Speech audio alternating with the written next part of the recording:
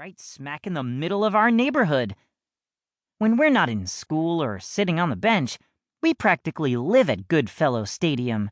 It's got a domed roof that slides open and closed, so it can host pretty much any kind of sport in any kind of weather.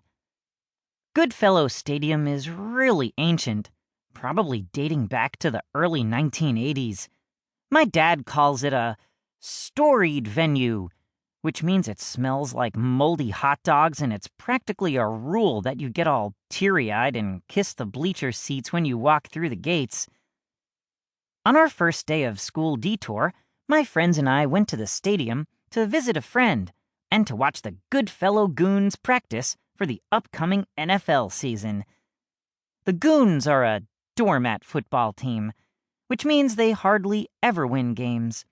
But we don't care.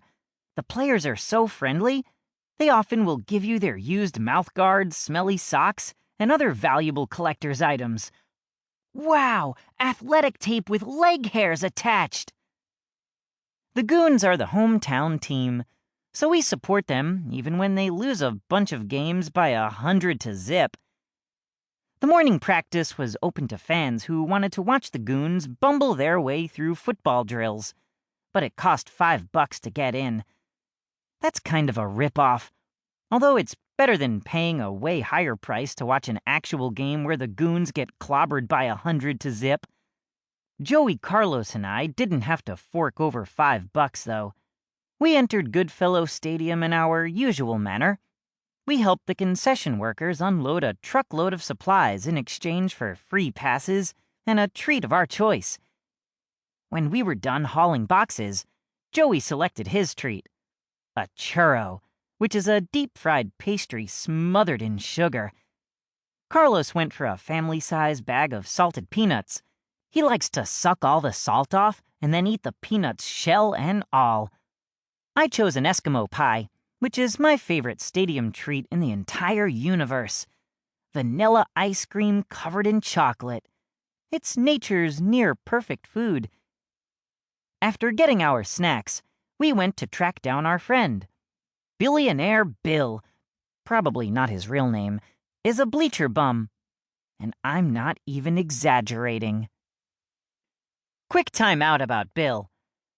Billionaire Bill is a gonzo sports fan who actually lives inside Goodfellow Stadium in a tiny apartment right under the bleachers. In exchange for free rent, Bill works for the stadium as the official pigeon control officer. He patrols the upper aisles and blasts an air horn to scare pigeons out of the rafters of the stadium.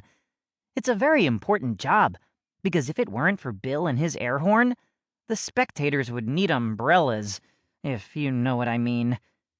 Bill told us he once was a very wealthy and respected man. I think he was either a brain surgeon or a Hall of Fame NFL quarterback. Maybe a cartoonist. I forget. Anyway, Bill chucked the good life and now he hangs out in Goodfellow Stadium all the time.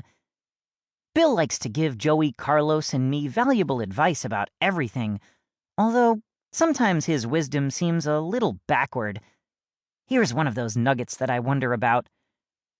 If a girl kicks you in the shin, it means she likes you. Bill loves being a bleacher bum because he's out of the rat race and in total control of his life. Next to my mom and dad, Billionaire Bill is pretty much my favorite adult role model in the entire universe. When we found Bill that day, he was in his tiny apartment beneath the bleachers. He was rearranging a shelf packed with collectibles and dancing to a song from the ancient 1970s. One particular item on Bill's collectibles shelf caught my eye. It was a relic from the 1990s, an original Nintendo 64 game controller. Whoa! Collectors like me know that an original N64 controller is hard to find. When newer models came out, the old controllers usually were tossed in the trash and buried in landfills under tons of dirt, never to be seen again. Bill's N64 controller was a survivor, although it was sort of beat up, as if someone had been gaming with it day and night for 25 years. The buttons